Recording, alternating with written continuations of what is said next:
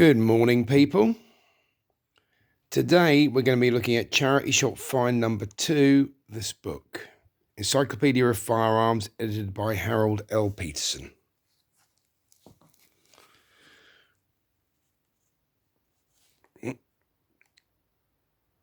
$70 net, 70 shillings this book cost when it was published in the early 1960s.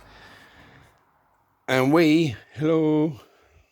oh gosh, look at that, filthy nail. Filthy. We are going to be looking at various highlights of this wonderful book. First of all, we're going to page number 36.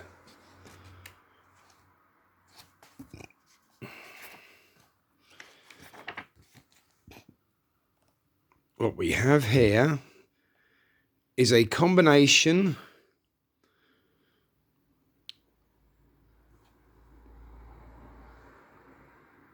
battle axe and wheel lock pistol made in approximately the 16th century, early 16th century.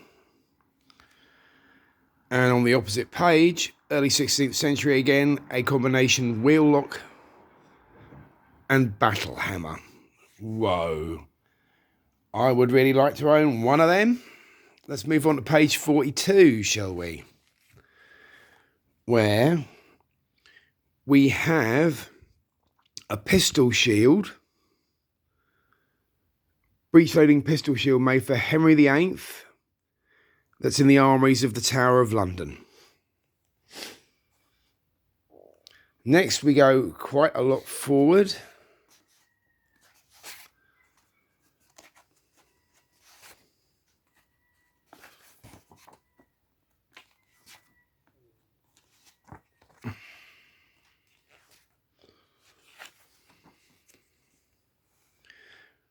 Chicago palm pistol, single shot, you squeezed it.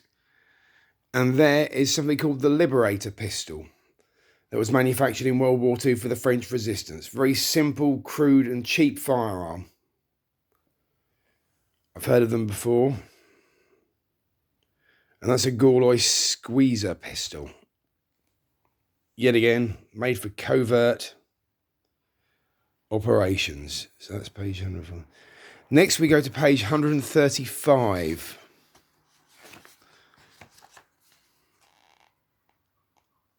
Apparently, we don't.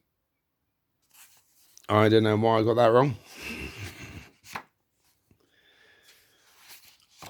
Apparently, 165 will be where I need to go next.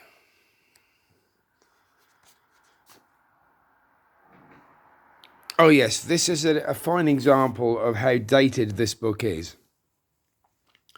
It's talking about Indian guns as in Native American. It would be quite accurate to say that the guns used by the American Indian from the times of the early settlers to the end of the Western Plains wars covered very nearly all styles and types made in America in that period, and indeed many that were made abroad. The uncivilized savage was not long in learning that the white man's firearms would be of inestimable use to him for both hunting and warfare. Excuse me? What the fuck? You can tell how racist the early 1960s was, really, can't you?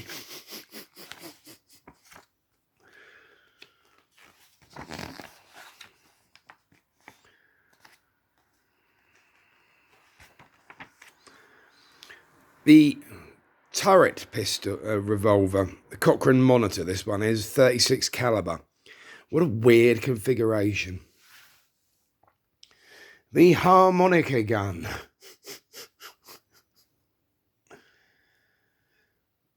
Four-barreled repeating pistols. Weird and wonderful designs. There is the infamous Gatling gun.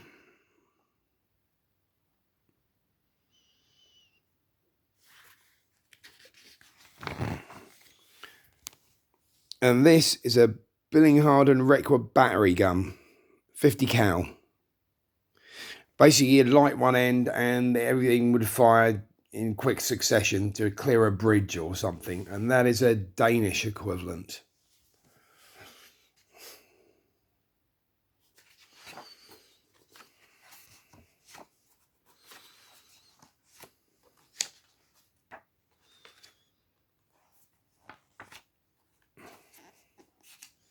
Oh, 211. What did I miss out?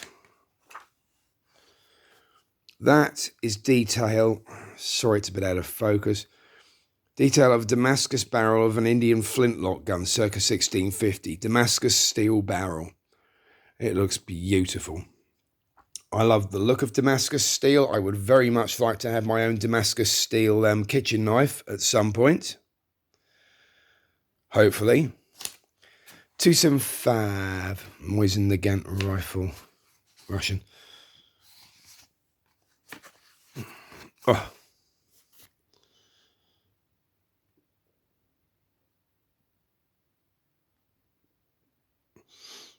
These were made for King Louis XV of France. They rank among the most richly decorated ever made. Makes you wonder how much they're worth, doesn't it? Wow. 232. 275.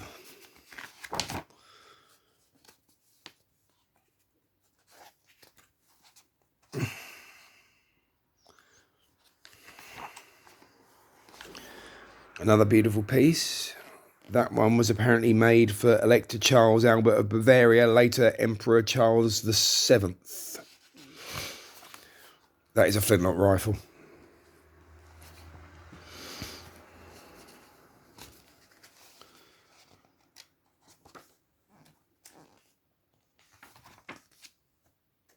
That is an air gun.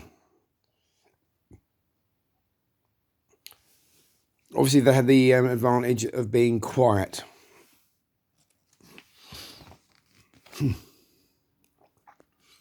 Walking stick pistols.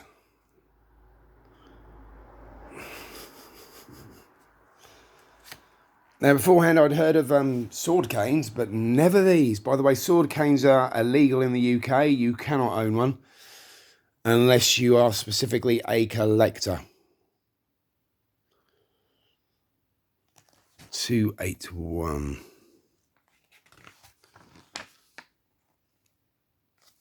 Oh, here we go. This is a late 16th century wheel-lock German-made grenade launcher.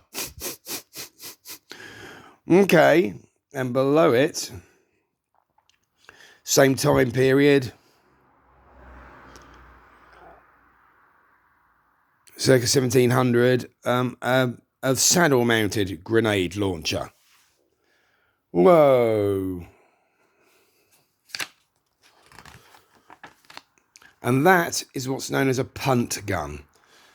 It was designed for fouling.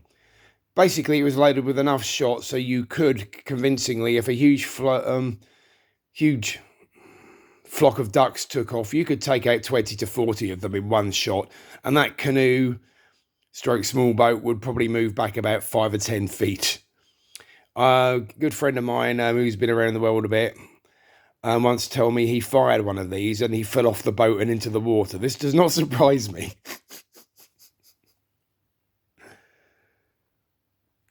337 is the next point of reference I have. Oh. These two were originally made for Napoleon, apparently, but were captured.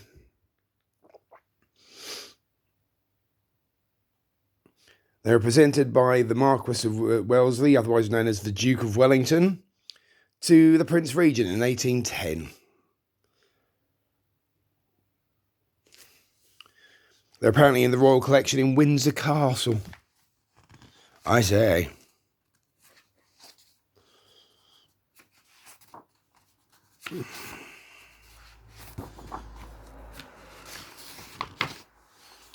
More turret guns. And that is a underhammer percussion cutlass pistol with scabbard. My, the inventive ways in which people have experimented with how to kill each other. There we have a duck's foot pistol. And a personal favourite that I already know. That there. Whoops.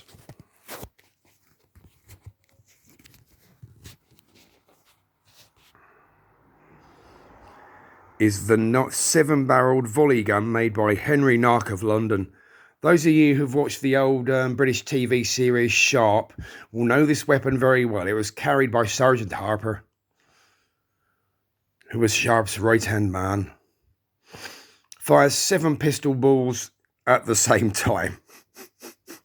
You could take out a squad of French dragoons. Amazing weapon.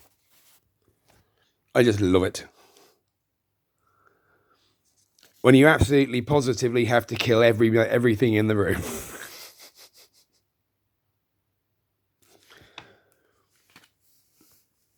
These are horrible weapons. They're meant to fire explosive rockets to kill whales.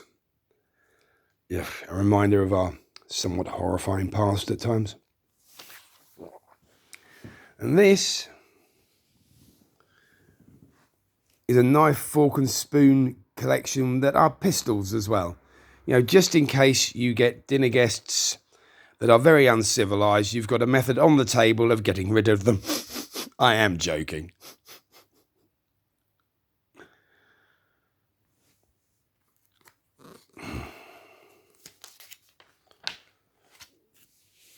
And here we have, this is a Dawn Apache pistol.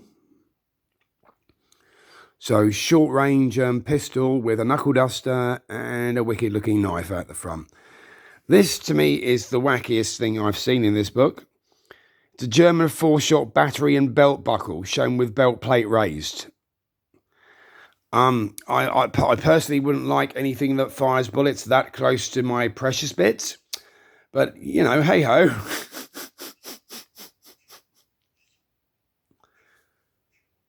Below it, we have an American pistol and sword combo from 1862. Now, I have been informed that the reason these were never common was because they would often break the blade. I can see that. And here, yet again, apparently we have a combination pistol and penknife. Basically, it's double-barreled, apparently. Or an Elgin cutlass pistol. Well, that is as far as I've got there. I'm not very good at this, so hopefully I'm in shot. I'll take my glasses off. Thank you very much for watching that new format. I don't know what you think of it, but if I do any more kind of like books with pictures, reviews, I shall do it again. I just thought I'd share my wonderful exploration into the world of weird and wonderful weapons. I hope you liked it, and thank you very much, and good night.